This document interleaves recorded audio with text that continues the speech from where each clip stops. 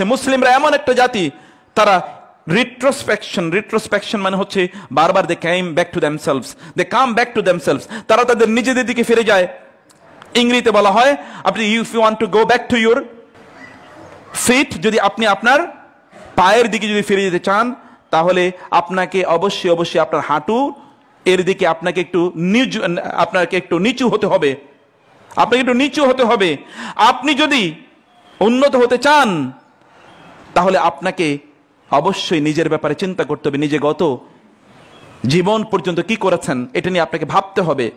অনেক লোক আছেন, আনডিসিপ্লিন man is a risk for himself and threat for the society।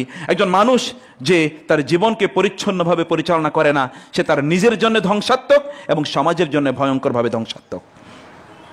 আপনি যখন আল্লাহ সুবহানাহু ওয়া তাআলার স্টেট পথে যদি না চলেন, তাহলে এইভাবেই দিন আপনার নিজের জন্য আপনি ধ্বংস করলেন এবং অন্যের জন্য আপনি ধ্বংস করলেন।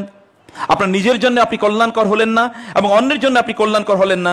সকল অবস্থায় আমি মাঝে মাঝে যখন বিভিন্ন ধ্বংসস্তূপের দিকে তাকাই, বিভিন্ন জায়গায় লোকেরা ধ্বংস হয়েছে, বিভিন্ন জায়গায় এলাকা ধ্বংস হয়ে গিয়েছে, সেটা বিভিন্ন কারণে হতে পারে, মানুষ সেগুলো ধ্বংস করে দিয়েছে, অথবা হতে পারে ন্যাচারাল ডিজাস্টার, প্রাকৃতিক বিপর্যয় বলে যেগুলো বলা হয়, অথবা সেগুলো ভূমিকম্প বা ইত্যাদি কোনো কিছু সেগুলোকে ধ্বংস করে দিয়েছে।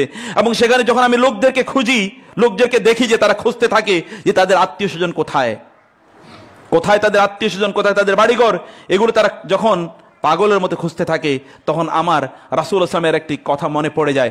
আমি ওরা কি খোঁজে সেটা আমি বলি না, আমি অন্য একটা খোঁজার কথা তখন বলি।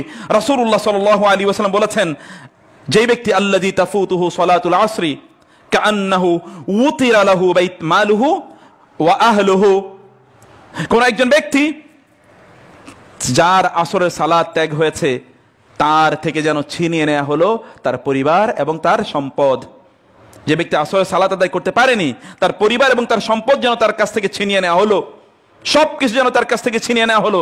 একদিকে natural disaster has destroyed everything, has taken everything away from you.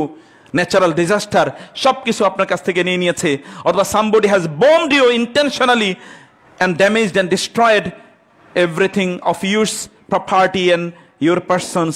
কেউ হয়তো বোম মেরে আপনার সবকিছু ধ্বংস করে দিয়েছে, আপনি খুঁজছেন, কিন্তু এই ডিজাস্টারের চেয়েও অনেক বড় ডিজাস্টার আছে। যখন আপনি আল্লাহ সুবহানাহু ওয়া তাআলাকে ভুলে যান, আখিরাতকে ভুলে যান, আল্লাহর সামনে দাঁড়ানোকে ভুলে যান, তখন আসলে সবকিছু আপনার কাছ থেকে নিয়ে যাওয়া হলো।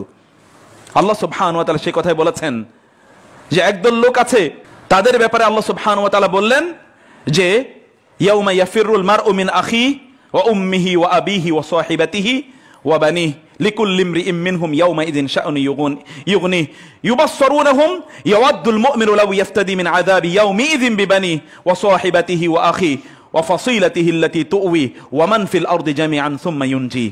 একদল লোক, তারা সেই দিন সব কিছু আল্লাহ সুবহানাহু ওয়া তাআলাকে দিয়ে তারা সেই দিন জাহান্নামের আগুন থেকে পরিত্রাণ পেতে চাইবে, কিন্তু কোনো পরিত্রাণ সেই দিন তাদের নাই, কোনো উপায় সেই দিন তাদের নাই। আল্লাহ সুবহানাহু ওয়া তাআলার কাছেই ফিরে আসা, আমাদের ফিরে যাওয়ার পূর্বে ফিরে আসা উচিত। সেজন্য আমি বলি যে come back to Allah before you go back to him, turn to Allah before you return to him. আল্লাহর কাছে ফিরে যাওয়ার পূর্বে আল্লাহর কাছে ফিরে আসুন। মৃত্যুর মুখে পতিত হওয়ার পূর্বে মৃত্যুকে স্মরণ করুন। রাসূলুল্লাহ সাল্লাল্লাহু আলাইহি ওয়াসাল্লাম সেই কথাই বলেছেন, আকসিরু মিন যিকরি হাদিম আল-লাযযাত আল-মাউত। তোমরা তোমাদের এই পৃথিবীর মধ্যে মগ্ন থাকার এই চিন্তাকে যা কিছু ধ্বংস করে দেয়, সেটিকে তোমরা বেশি বেশি স্মরণ করো, আর সেটার নাম হলো মৃত্যু, সেটাকে তোমরা স্মরণ করো।